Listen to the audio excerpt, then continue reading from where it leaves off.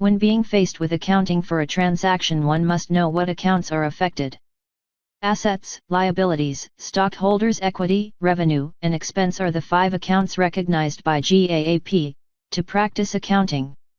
Every time a transaction is accounted for, 2 of these accounts are affected, one on the left side being debited and the other on the right side being credited simultaneously. Debiting and crediting affects the accounts depending on what type they are. The basic form of an account is known as a T account.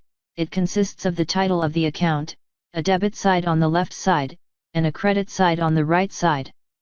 The assets accounts increase when being debited and decrease when being credited.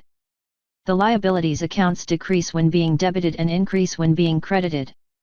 The stockholders' equity accounts also decrease when being debited and increase when being credited.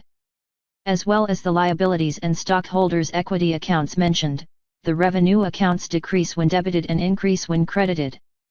Just like the assets account, the expenses accounts increase when debited and decrease when credited. Take a look at this example. Robert Company issues common stock in exchange for $10,000 cash. What accounts will be affected and how? Common stock is a stockholder's equity account and cash is an asset. Therefore, since the company is issuing ownership, common stock is increasing, as seen in the T accounts. When a stockholder's equity account increases, it is to be credited.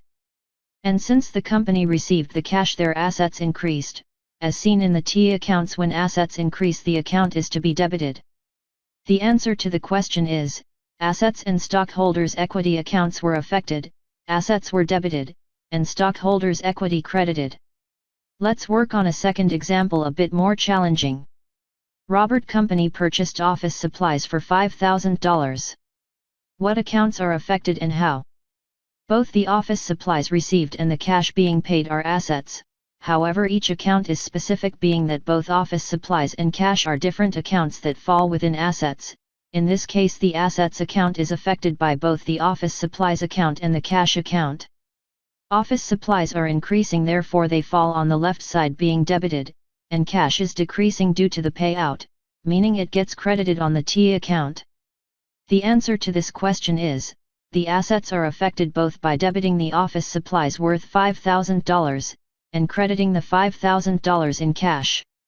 Now let's take a look at how revenues and expenses are affected by a transaction.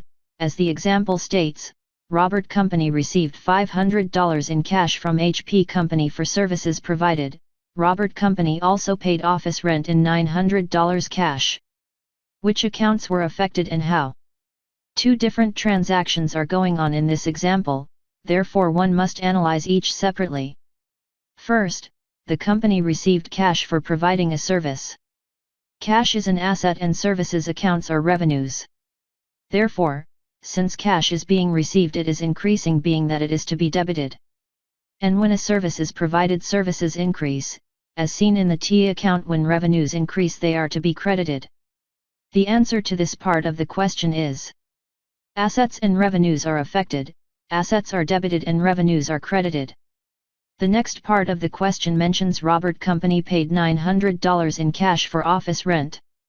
Again, cash is an asset. Office rent is the cost of something that is being consumed, rent in this case. Therefore rent is an expense. Since it is being paid and noted as an expense, it is increasing, as seen in the T account. When an expense increases, it is to be debited. Cash is decreasing to fulfill the rent expense, therefore it is to be credited. The answer to this part of the question is, assets and expenses are affected, assets are being credited, and expenses are debited. This example states, Robert Company purchased machinery on account for $50,000. What accounts are affected and how? Being that the company purchased the machinery on account, it is known that the company owes the amount and is to be paid eventually. This causing the purchase on account to be a liability. The amount being owed is increasing, and as seen in the T accounts, when a liability is increasing, it is to be credited. On the other hand, the company is acquiring machinery, this being a resource to the company, making it an asset.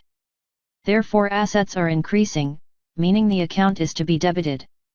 The answer to the question is, assets and liabilities are affected. Assets are being debited, and liabilities are being credited.